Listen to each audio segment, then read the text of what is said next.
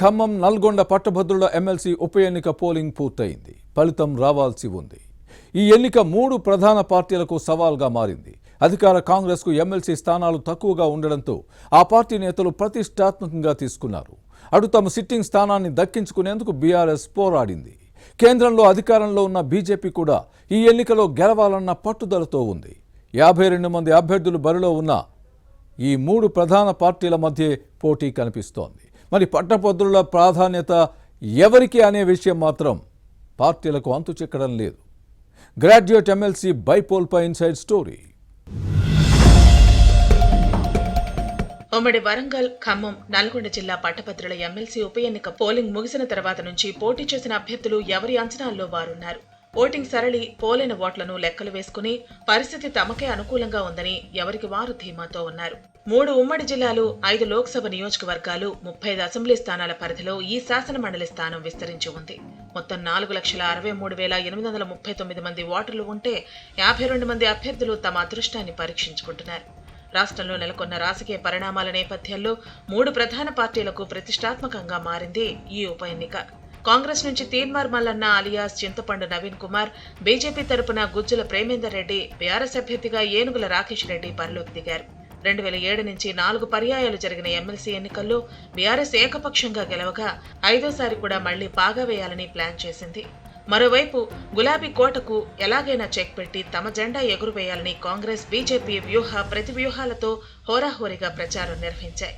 పట్టభద్రులను ఆకట్టుకునేందుకు ఆత్మీయ సమ్మేళనాలు, phone call పలకరింపులు, వాకర్స్తో మాటామంతి లాంటి కార్యక్రమాలతో ప్రచారాన్ని హోరెత్తించారు. ఇక గ్రాడ్యుయేట్ ఓటర్లు ఎవరికి ఏ ప్రాధాన్యత ఓటు ఇస్తారన్నది ఉత్కంఠగా మారింది.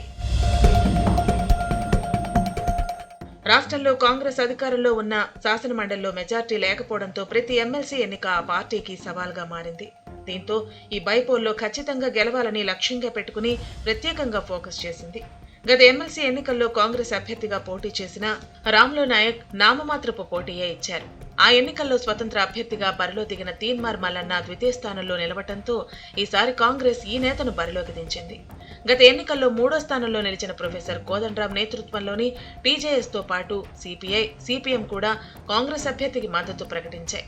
ఉమ్మడి నల్గొండ, ఖమ్మం జిల్లాల్లో ఉభయ కమ్యూనిస్టులకు ఉన్న ఓటు బ్యాంకు తమకు కలిసి వస్తుందనే అంచనాలో హస్తం పార్టీ ఉంది. వీటికి తోడు నల్గొండ, వరంగల్, ఖమ్మం ఉమ్మడి జిల్లాల్లో ఎక్కువ మంది కాంగ్రెస్ ఎమ్మెల్యేలు ఉన్నారు. దీంతో ఆ పార్టీ అభ్యర్థి తీన్మార్ మల్లన్న గెలుపుపై ధీమాతో ఉన్నారు. 3 ఉమ్మడి జిల్లాల మంత్రులు, ఎమ్మెల్యేలు, నేతలు విస్తృతంగా ప్రచారం చేశారు. మరోవైపు మల్లన్న సొంతంగా టీంను ఏర్పాటు చేసుకుని తన సొంత ఓటు బ్యాంకును పెంచుకున్నారు. ఈ కారణంగా గెలుపుపై కాంగ్రెస్ లో ధీమా వ్యక్తమవుతోంది. మరోవైపు పట్టభద్రుల ఎమ్మెల్సీ ఉప ఎన్నిక బీఆర్ఎస్ కు సవాల్గా మారింది. వరుసగా 4 పర్యాయాలు జరిగిన ఎన్నికల్లో గులాబీ పార్టీయే విజయం సాధించింది.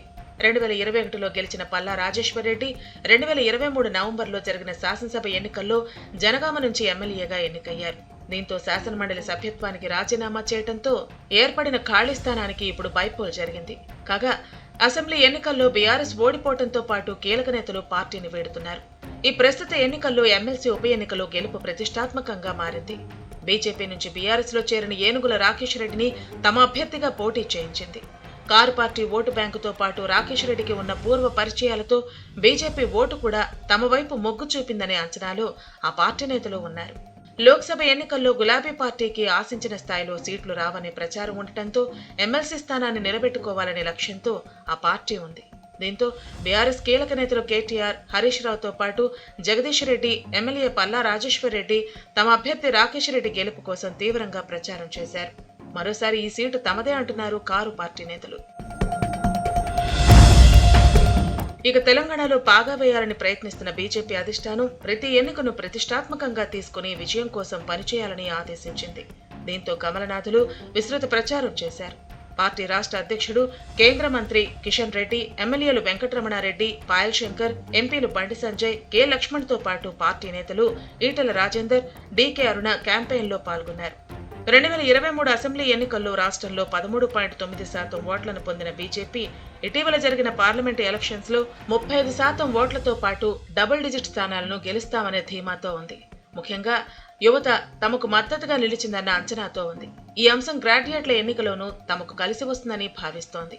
కాగా స్వతంత్ర అభ్యర్థిగా బరిలో ఉన్న నల్గొండకు చెందిన పాలకూరి అశోక్ కుమార్ సైతం ప్రధాన పార్టీల అభ్యర్థులకు ధీటుగా ప్రచారం చేయడంతో బలమైన పోటీదారుగా నిలిచారు. 2021లో జరిగిన ఎన్నికల్లో బీఆర్ఎస్ అభ్యర్థి పల్లా రాజేశ్వరరెడ్డి, స్వతంత్ర అభ్యర్థి తీన్మార్ మల్లన్న, టీజేఎస్ అభ్యర్థి ప్రొఫెసర్ కోదండరాం నడుమ హోరాహోరీ పోరు జరిగింది. మొదటి ప్రాధాన్య ఓట్లలో ఎవరికీ కోటా ఓటు రాకపోవడంతో ద్వితీయ, తృతీయ ప్రాధాన్య ఓట్ల లెక్కింపు కూడా కొనసాగింది. చివరికి పల్లా రాజేశ్వరరెడ్డి గెలుపొందారు. తీన్మార్ మల్లన్న గట్టి పోటీ ఇచ్చారు. అయితే ఈ ఉప ఎన్నికలో గెలుపుపై 3 ప్రధాన పార్టీల అభ్యర్థులు ధీమా వ్యక్తం చేస్తున్నా పట్టభద్రులు ఎవరికి ప్రాధాన్యత ఇచ్చారనేది అంతు చిక్కటం లేదు. ఫలితం ఎలా ఉంటుందో చూడాలి మరి.